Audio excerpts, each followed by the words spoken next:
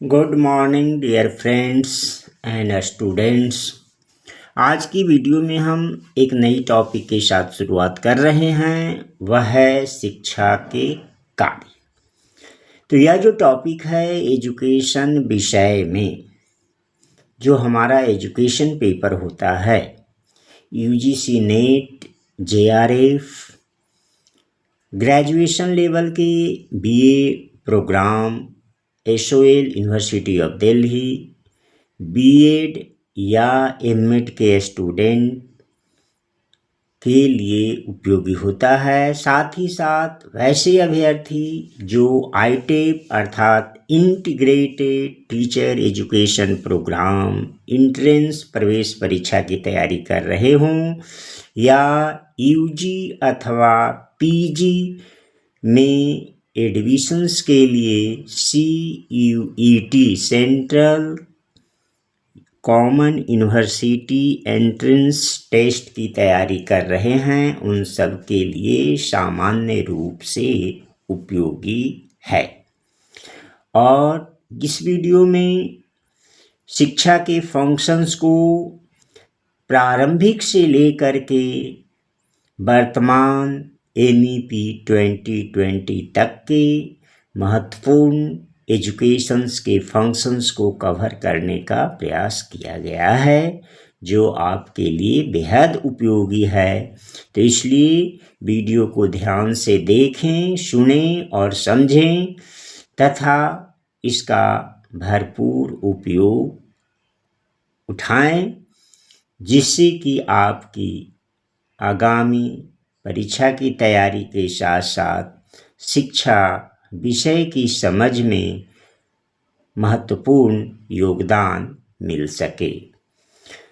तो दोस्तों चैनल को सब्सक्राइब कर लीजिएगा, वीडियो को लाइक और शेयर कर दीजिएगा, क्योंकि इस तरह से नए नए टॉपिक और विषय पर इस चैनल पे हमेशा वीडियो आते रहते हैं। जब आप वीडियो चैनल को सब्सक्राइब करते हैं तो जो जैसे ही नई वीडियो आती है उसकी नोटिफिकेशन और सूचना आपको मिल जाती है। और हमेशा चैनल को विजिट करते रहें, जिससे कि आपकी ज़रूरत की चीज़ें प्राप्त होती रहे। दोस्तों शुरू करते हैं शिक्षा के कार्य कि शिक्षा क्या है, फंक्शंस ऑफ एजुकेशंस हमारी सोसाइटी में क्या है, किस तरह के एजुकेशनल फंक्शन देखने को मिलते हैं। तो जो फंक्शंस ऑफ एजुकेशंस है, जैसा कि आपकी स्क्रीन पे दिख रहा है, यह एनईपी 2020 में जो की स्टोन सेट किए गए हैं इंडियन एजुकेशन ट्रेडिशंस में, जो 5 फोल्ड्स ऑफ डेवलपमेंट के नाम से जानते हैं, पंचकोशा विकास कहलाता है। इसके साथ ही साथ अन्य महत्वपूर्ण शिक्षा के कार्य को, फंक्शंस ऑफ एजुकेशंस को हम देखने का प्रयास करेंगे कि एजुकेशंस किस रूप से समाज में उपयोगी होता है और क्या क्या फंक्शंस एजुकेशंस के हैं।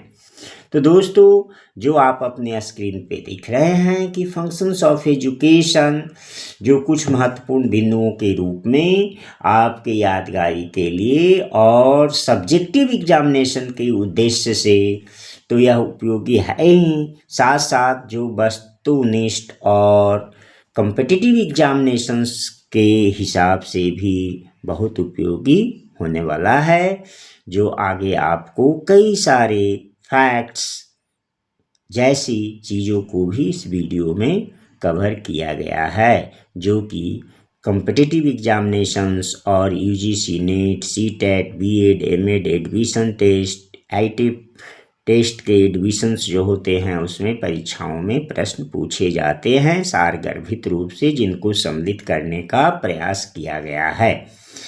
अगर कुछ पॉइंट वाइज देखें कि शिक्षा का मेन जो फंक्शंस ऑफ एजुकेशन है वह क्या है, तो आप अपने स्क्रीन पे देख रहे हैं कि शिक्षा का फंक्शन जो है व्यक्तित्व का संतुलित विकास, अंतर्निहित शक्तियों का विकास, जीवन की तैयारी हेतु ज्ञान का निर्माण, सामाजिक और सांस्कृतिक भावना का विकास, संस्कृति का संरक्षण, अच्छे नागरिकों का निर्माण, सामाजिक सुधार, राष्ट्र निर्माण, वैश्विक अंतर्राष्ट्रीय समझ का निर्माण। तो इस तरह से इन बिंदुओं के संदर्भ में शिक्षा के फंक्शंस को समझने का प्रयास किया जाएगा कि शिक्षा का जो फंक्शंस है वह सामाजिक पारिवारिक स्तर से लेकर के वैश्विक और अंतर्राष्ट्रीय स्तर पर एजुकेशन के फंक्शंस को देखने को मिलता है, शिक्षा के कार्य देखने को मिलते हैं। जहाँ तक हम बात करते हैं कि जो एजुकेशन का फंक्शन है वह व्यक्तित्व का संतुलित विकास, तो यहाँ पर संतुलित विकास से आशय है सर्वांगीण विकास, जिसमें शारीरिक, मानसिक, सामाजिक, सांस्कृतिक, भौतिक, नैतिक और व्यावहारिक विकास को सम्मिलित किया गया है।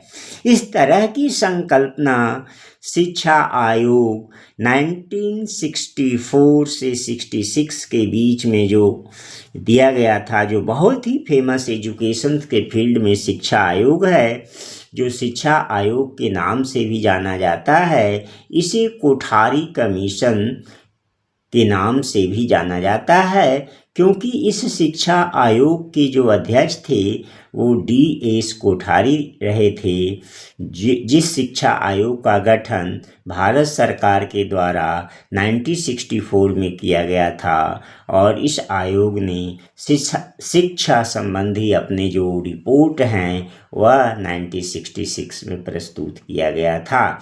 तो दोस्तों याद रखिएगा, यह शिक्षा आयोग या कोठारी कमीशन एक ही है। और महत्वपूर्ण विषय यहाँ पर यह है कि जो शिक्षा आयोग की रिपोर्ट थी, जिस नाम से प्रकाशित हुई थी, उसका नाम था एजुकेशन एंड नेशनल डेवलपमेंट, अर्थात शिक्षा और राष्ट्रीय विकास। तो जो शिक्षा आयोग की रिपोर्ट थी, कोठारी कमीशन की रिपोर्ट है, वह शिक्षा और राष्ट्रीय विकास अर्थात एजुकेशन एंड डेवलपमेंट के नाम से प्रकाशित हुई थी। उसमें सर्वांगीण विकास की बात की गई है, संतुलित विकास की बात की गई है। इसके साथ ही साथ जो एजुकेशन से संबंधित इंटरनेशनल एजुकेशन आयोग है, जिसकी रिपोर्ट 1996 में प्रकाशित की गई थी, शिक्षा के 4 महत्वपूर्ण कार्यों पर बल दिया गया है। इंटरनेशनल शिक्षा आयोग की बात यहाँ कर रहे हम, जो शिक्षा के 4 महत्वपूर्ण कार्य पर बल देते हैं वह है ज्ञान के लिए शिक्षा, काम करने के लिए शिक्षा, समरसता के लिए शिक्षा और व्यक्तित्व का सर्वांगीण विकास के लिए शिक्षा जरूरी होती है। इस अंतर्राष्ट्रीय शिक्षा आयोग के द्वारा जो ज्ञान निर्माण, ज्ञान ग्रहण और संग्रहण और काम करने के लिए और समरसता के लिए शिक्षा की बात करती है, जो इस समरसता जो जहाँ हमारा भारतीय समाज है, जो एक विविधतापूर्ण समाज है, जहाँ भारतीय समाज में विभिन्न तरह की विविधताएं पाई जाती है, उन विविधताओं के बीच एकता स्थापित करने के लिए समरसता जो है वह बहुत ज़रूरी होती है। तो समरसता समाज में, राष्ट्र में, देश में समरसता को स्थापित करना शिक्षा का महत्वपूर्ण कार्य होता है। यह अंतर्राष्ट्रीय शिक्षा आयोग 1996 में कहा गया है। और व्यक्तित्व निर्माण, व्यक्तित्व का जो सर्वांगीण विकास है उस पर बल दिया जा रहा है इस इंटरनेशनल एजुकेशन कमीशन की रिपोर्ट में, जो आप अपने स्क्रीन पे देख रहे हैं। दोस्तों, अगर इस अंतर्राष्ट्रीय शिक्षा आयोग के द्वारा दिए गए शिक्षा के महत्वपूर्ण कार्यों को ध्यान से देखें तो देखने में 4 पॉइंट दिए गए हैं, लेकिन इस संपूर्ण शिक्षा के एजुकेशन और फंक्शंस को अपने आप में समाहित करता है, जिससे फंक्शंस ऑफ एजुकेशन के महत्व पर की महत्ता समझ में आती है। दोस्तों, इससे आगे चलते हैं तो आगे बढ़ते हुए हम देखते हैं कि जो शिक्षा का इसमें जो सर्वांगीण विकास की बात कही गई है अंतर्राष्ट्रीय शिक्षा आयोग के द्वारा, उसकी झलक हमें अपने जो NEP 2020 अर्थात नई शिक्षा नीति 2020 जो भारत में नई शिक्षा नीति लागू की गई है, उसके अगर हम एजुकेशंस के कार्य को देखें, जो कि फाउंडेशंस लेवल पे करिकुलम डेवलप किए गए हैं जो NEP के द्वारा फाउंडेशनल स्टेज पे, उसमें शिक्षा के जो महत्वपूर्ण उद्देश्य और कार्य स्थापित किए गए हैं वह 5 फोल्ड डेवलपमेंट के नाम से जाता है, जो हमारा इंडियन ट्रेडिशन में ही निहित है, जिसको कहा गया है पंचकोशा विकास अर्थात पंचकोशा डेवलपमेंट। इस पंचकोशा डेवलपमेंट में क्या है कि जो पहले हम कोठारी कमीशन या इंटरनेशनल एजुकेशन कमीशन में जो सर्वांगीण विकास की बात कर रहे थे, ओवरऑल डेवलपमेंट की बात कर रहे थे, इसको यहाँ NEP 2020 में पंचकोशा डेवलपमेंट के रूप में समझने का प्रयास किया गया है। तो दोस्तों, अगर इस पंचकोशा डेवलपमेंट को देखेंगे तो यहाँ पर क्या है कि पंचकोशा डेवलपमेंट से आशय है कि the child is a whole being with the पंचकोशाज ऑफ 5 सीड्स और कवर्स एंड लेयर्स।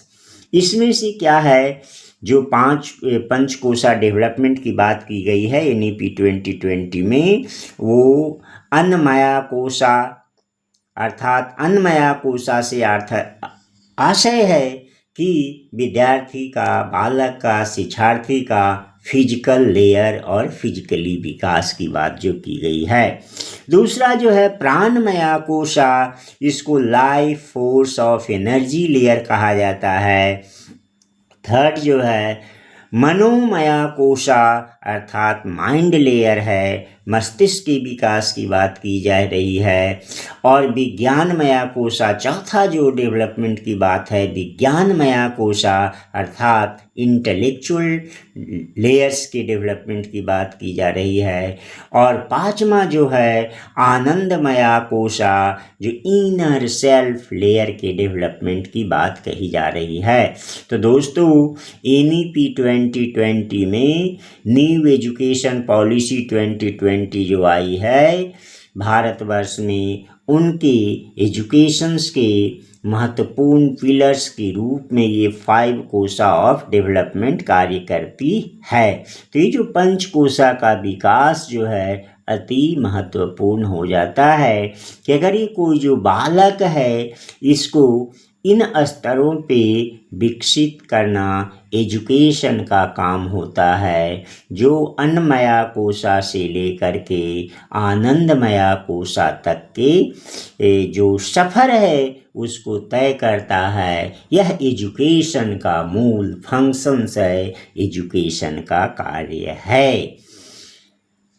अब इसको आगे हम देखते हैं कि जो फंक्शंस ऑफ एजुकेशंस है वह किस रूप से देखने को मिलता है, इसकी चर्चा हम कर चुके हैं। अंतर्राष्ट्रीय और वैश्विक स्तर पे समझ की बात के साथ साथ व्यक्तित्व का संतुलन विकास और पंचकोशा डेवलपमेंट की बात करता है हमारा NEP 2020। इसके साथ ही साथ अगर हम देखें कि सर्वांगीण विकास को हम आरंभिक या पारंपरिक चीज़ों में देखने का प्रयास करें कि जो सर्वांगीण विकास जो शिक्षा का महत्वपूर्ण कार्य है वो क्या है।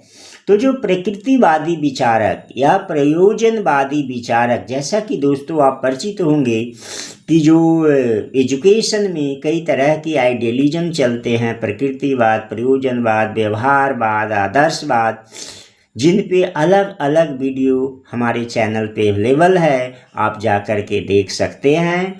वीडियो जो है चैनल के प्लेलिस्ट में अवेलेबल है। प्रकृतिवाद पे अलग से है, प्रयोजनवाद पे अलग से वीडियो ऑलरेडी बना हुआ है। इसी तरह से आदर्शवाद और व्यवहारवाद के साथ साथ प्रयोजनवाद पे आपको वीडियो देखने के अवश्य मिलेगा।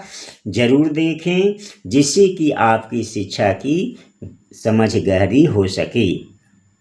तो दोस्तों यहाँ हम बात कर रहे थे सर्वांगीण एजुकेशन का जो कार्य है, सर्वांगीण विकास बालकों का या लर्नर्स का।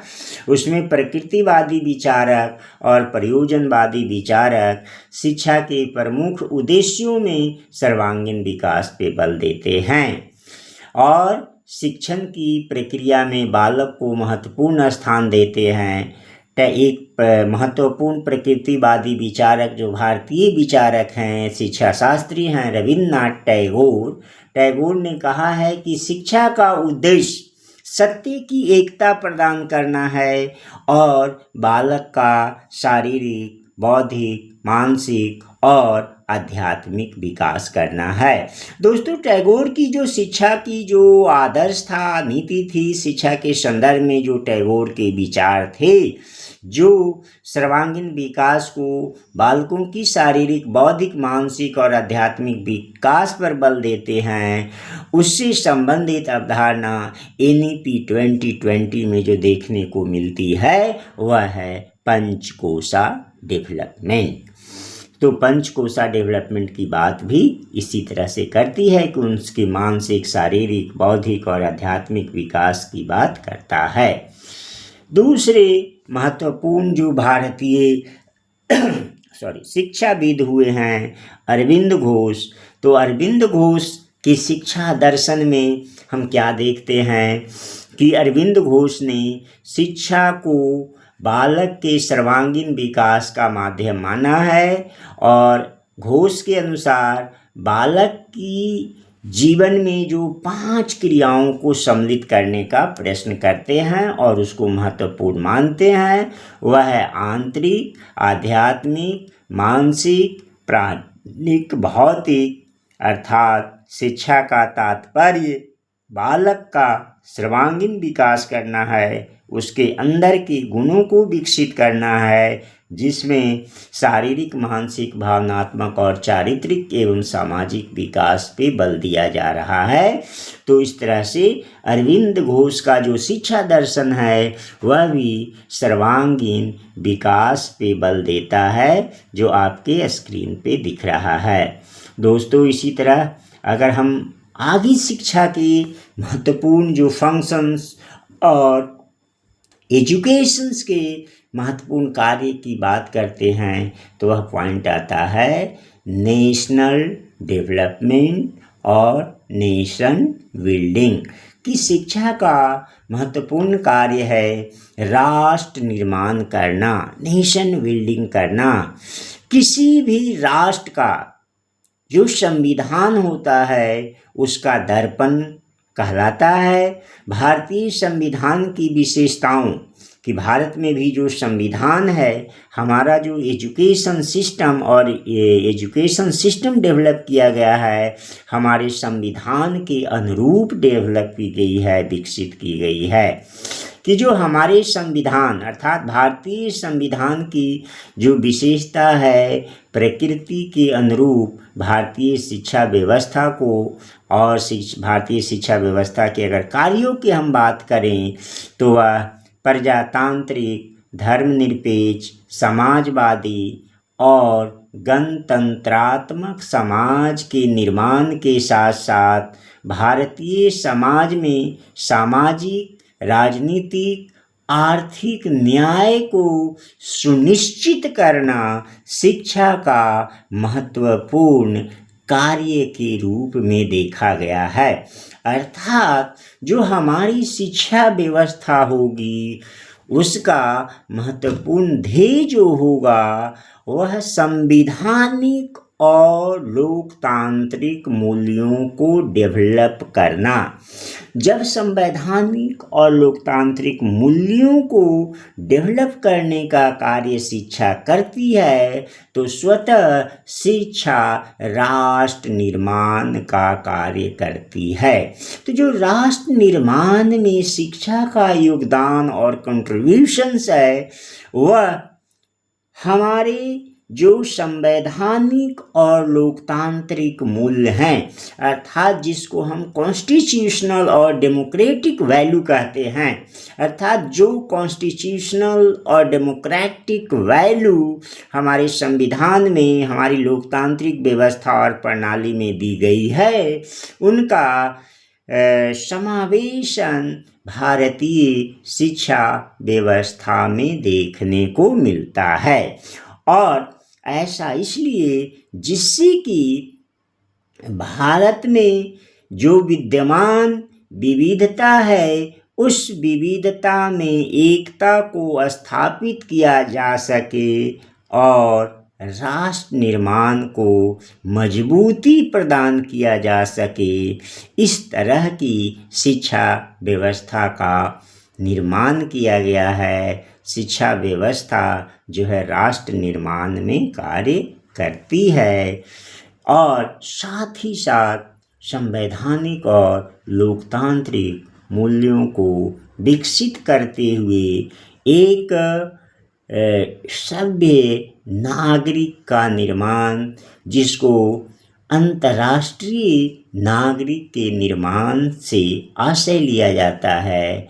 तो राष्ट्र निर्माण के संदर्भ में अगर हम एजुकेशन के कार्यों को देखें तो इसका संदर्भ नागरिकता के निर्माण से है, अर्थात एक ऐसे नागरिक का निर्माण जो संविधान और लोकतांत्रिक व्यवस्थाओं में आस्था रखते हुए विविधता में एकता को स्थापित करने वाले समाज का, राष्ट्र का निर्माण कर सके। यह शिक्षा का एक महत्वपूर्ण कार्य है और इसी अनुरूप से शिक्षा की जो व्यवस्थाएं हैं वह निर्मित की गई है। आगे बढ़ते हैं कि शिक्षा के एजुकेशंस के जो फंक्शंस हैं, उसके जो ज्ञानात्मक उद्देश्य हैं, ज्ञानात्मक कार्य हैं शिक्षा का, वह क्या कहता है कि शिक्षा का कार्य ज्ञान का निर्माण करना भी है, नॉलेज क्रिएशन है। नॉलेज को क्रिएट करना है, ज्ञान को निर्माण करना है, निर्मित करना है। तो जो शिक्षा का कार्य विद्यार्थी में ज्ञान का निर्माण करना होता है। कुछ हम शिक्षाविदों की जो महत्वपूर्ण अंतर्राष्ट्रीय स्तर के शिक्षाविद हैं, फिलॉसफर्स हैं, दार्शनिक हैं, उनके विचारों को देखते हैं जो शिक्षा के ज्ञानात्मक कार्यों पर बल देता है। तो इसमें हम देखते हैं सुकरात कहते हैं कि जो शिक्षा का कार्य क्या है, ज्ञान की पवित्रता है, कि नॉलेज इज वर्च्यू। अरस्तु कहते हैं ज्ञान ही शक्ति है। दोस्तों यहाँ पर चूँकि वॉइस टाइपिंग की गई है इसलिए ये शक्ति की जो मात्रा है वह वर्तनी में गलतियाँ हैं, तो इसको सुधार लीजिएगा।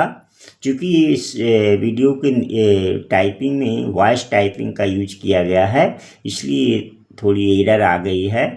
अर्थात जो ज्ञान के निर्माण के संदर्भ में एरिस्टोटल हैं वो नॉलेज इज पावर की बात करते हैं। तो नॉलेज इज पावर अर्थात ज्ञान ही शक्ति है। इस शक्ति की वर्तनी को आप सुधार लीजिएगा, इसके लिए हम क्षमा प्रार्थी हैं। कमेनियस नॉलेज कहते हैं ज्ञानात्मक एस्पेक्ट पे वर्णन करते हुए। कमेनियस एक शिक्षा शास्त्री हैं, दार्शनिक हैं। उन्होंने कहा है कि नॉलेज इज फॉर नॉलेज, अर्थात ज्ञान ज्ञान के लिए है।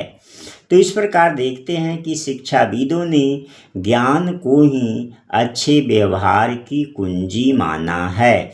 यहाँ पर ज्ञान से आशय पुनः हम उसी तरफ आते हैं कि ज्ञान ऐसा हो जो व्यक्ति को एक सभ्य और अच्छे व्यवहार कुशल नागरिक का निर्माण करने से आशय है। ज्ञान का निर्माण और ज्ञानशील व्यक्ति का निर्माण, और इसी ज्ञान के द्वारा क्या होता है, व्यक्ति को शक्ति और ताकत मिलती है, पवित्रता मिलती है, व्यवहारिकता आता है। इसलिए अगर सभी शिक्षाविदों के शिक्षा के ज्ञानात्मक कार्य को अगर हम देखें तो शिक्षाविदों ने कहा है कि ज्ञान को अच्छे व्यवहार और संस्कार की कुंजी माना जाता है, और यह कार्य शिक्षा के द्वारा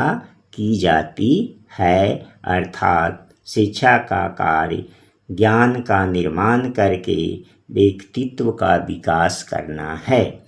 रूसो ने, आप सभी परिचित होंगे, जे रूसो के नाम से फेमस हैं, प्रचलित हैं। इनकी महत्वपूर्ण जो किताब है एमिल, आपने अवश्य ही पढ़ा होगा एमिल दोस्तों। ये प्रायः कम्पिटिटिव एग्जामिनेशन में पूछा जाता है। एमिल या एमाइल जो कहते हैं, रूसो की एजुकेशन और शैक्षणिक विचार पे जो पुस्तक है अति प्रसिद्ध है। तो रूसो ने उसमें क्या कहा है कि शिक्षा के ज्ञानात्मक कार्य के संबंध में कहा है कि मेरा उद्देश्य बालक के मस्तिष्क को ज्ञान से सजाना मात्र नहीं है, बल्कि उसे यह भी सिखाना है कि वह जब भी आवश्यक को ज्ञान का प्रयोग कर सके, और ज्ञान का वास्तविक संबंध जो है उसकी मानसिक शक्तियों के डेवलपमेंट से है, मानसिक शक्ति से है, ना कि केवल तथ्यों को रटना। ज्ञान प्राप्ति के बाद व्यक्ति उचित या अनुचित का ज्ञान हो सके, तार्किक क्षमता का विकास हो सके, वैज्ञानिक चिंतन शक्ति का निर्माण कर सके। तो ज्ञान से यहाँ पर रूसो कहते हैं कि ज्ञान से मूलभूत आशय है तार्किक और वैज्ञानिक चिंतन का निर्माण करना, अर्थात रीजनिंग, रैशनैलिटी और साइंटिफिक थिंकिंग। तो रैशनैलिटी और साइंटिफिक चिंतन, साइंटिफिक जो क्रिएशन है, साइंटिफिक टेम्परामेंट है, यह शिक्षा का महत्वपूर्ण कार्य होना चाहिए। दोस्तों, शिक्षा के कार्यों में और साइंटिफिक चिंतन और साइंटिफिक टेम्परामेंट की बात एजुकेशन कमीशन के द्वारा, कोठारी कमीशन के द्वारा भी की गई है, जो हम आरंभ में चर्चा कर रहे थे शिक्षा आयोग का।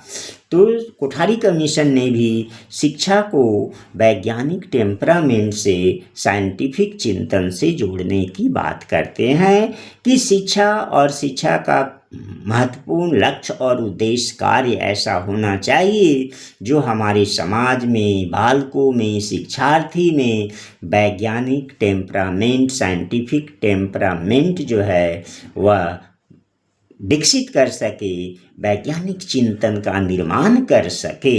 यह शिक्षा का महत्वपूर्ण कार्य है जो साइंटिफिक टेम्परामेंट के रूप में देखा जाता है। इसी तरह से अगेन अगर हम देखें कि शिक्षा का कार्य क्या है, तो इसमें चरित्र का निर्माण, जो कैरेक्टर बिल्डिंग की बात कर रहे थे, तो चरित्र का निर्माण, शिक्षा के कार्यों में चरित्र का निर्माण से आशय है उन गुणों और व्यक्तित्व का विकास करना जिसमें व्यक्ति अपना एवं समाज के हित, प्रेम, सहयोग, सहानुभूति, सत्य, त्याग और सद्भावना के साथ साथ न्यायप्रियता का विकास करता है, जिसको चरित्र निर्माण के रूप में समझा जाता है। और यही चरित्र निर्माण व्यक्ति को एक सभ्य नागरिक के रूप में बदलता है, एक सहिष्णुता और सहिष्णु नागरिक के रूप में उसके व्यवहार को निर्मित करता है, जो सहनशीलता और विविधता में एकता को स्थापित करने में महत्वपूर्ण योगदान देता है। जॉन डुई कहते हैं, जॉन डुई प्रमुख प्रैग्मेटिक थिंकर्स रहे हैं। तो जॉन डुई कहते हैं कि विद्यालय शिक्षा एवं अनुशासन का मुख्य उद्देश्य जो है वह है चरित्र निर्माण करना, अर्थात कैरेक्टर बिल्डिंग में विद्यालय का और शिक्षा का महत्वपूर्ण योगदान की बात जॉन डुई अपने शिक्षा संबंधी विचारों में भी करते हैं। इसी तरह से स्पेंसर्स और हर्बर्ट ने शिक्षा में चरित्र निर्माण पे बल दिया है कि इन्होंने शिक्षा के जो कार्य हैं चारित्रिक निर्माण उस पे स्पेंसर्स और हर्बर्टियंस जो एजुकेशंस मॉडल्स है प्रमुख रूप से देखने को मिलता है। दोस्तों, अगर हम NEP 2020 की बात करें, जिसके द्वारा जो नेशनल करिकुलम फ्रेमवर्क डेवलप की गई है, आप सभी परिचित होंगे कि जो NEP 2020 नेशनल एजुकेशन पॉलिसी 2020 आई है, जिसमें का जो फाउंडेशनल लेवल का जो हमारा स्ट्रक्चर है, कोर्स करिकुलम है, जिसकी शुरुआत में हमने चर्चा किया था कि पंचकोशा डेवलपमेंट की बात करता है। और जो NEP 2020 में एजुकेशन सिस्टम जो लाई गई है वह 5+3+3+4 का स्ट्रक्चर लाया गया है, जिसको करिकुलर एंड पेडागॉजिकल रीस्ट्रक्चरिंग के नाम से जाना जाता है, जो स्कूल एजुकेशन में देखने को मिलता है NEP 2020 में। अब इससे 5+3+3+4 क्या है कि उसमें से जो फर्स्ट 3 to 8 ईयर यानी 5 ईयर का एजुकेशन जो है वह फाउंडेशनल स्टेज के नाम से जानी जाएगी, और again preparatory stage, middle stage and secondary stage. तो हमारा जो स्कूली एजुकेशन स्ट्रक्चर है वह 5+3+3+4 में डिवाइड किया गया है। इससे पूर्व जो हमारा एजुकेशन सिस्टम चल रहा था 1986 और कोठारी कमीशन के दौरान से, वह 10+2+3 एजुकेशन सिस्टम के नाम से जानी जाती थी। और इस NEP में जो एजुकेशनल स्ट्रक्चरल जो चेंज की बात की गई है स्कूल लेवल पे, वह इस 5+3+3+4 के रूप में जानी जाती है। इसमें सिर्फ प्रथम जो 5 ईयर है वह फाउंडेशनल स्टेज की बात करती है, जिसमें 3 से 8 वर्ष तक के बच्चों की एजुकेशन की बात होगी, फर्स्ट 5 ईयर। देन 3 ईयर जो है वह प्रिपरेटरी स्टेज कहलाएगा, जिसमें क्लास 2, 3, 4, 5 को सम्मिलित किया गया है। अगेन 3 ईयर्स जो है अर्थात 6, 7, 8 जो है मिडिल लेवल के नाम से जाना जाएगा, और 9, 10, 11, 12 जो है वह 4+4 के स्ट्रक्चर के अंतर्गत आएगा, जो सेकेंडरी एजुकेशन के नाम से जाना जाएगा। तो ये हमारा एजुकेशनल स्ट्रक्चरल जो चेंज हुआ है शिक्षा के महत्वपूर्ण उद्देश्यों और कार्यों को अचीव करने के लिए NEP 2020 में जो एक महत्वपूर्ण बदलाव के रूप में देखा जाता है। तो आपके कम्पिटिटिव एग्जामिनेशन की दृष्टि से इस स्ट्रक्चर को जानना और जो करिकुलर और पेडागॉजिकल स्ट्रक्चरल चेंज हुए हैं NEP 2020 में, वह बहुत ही महत्वपूर्ण है, जो आपको ध्यान में रखना है।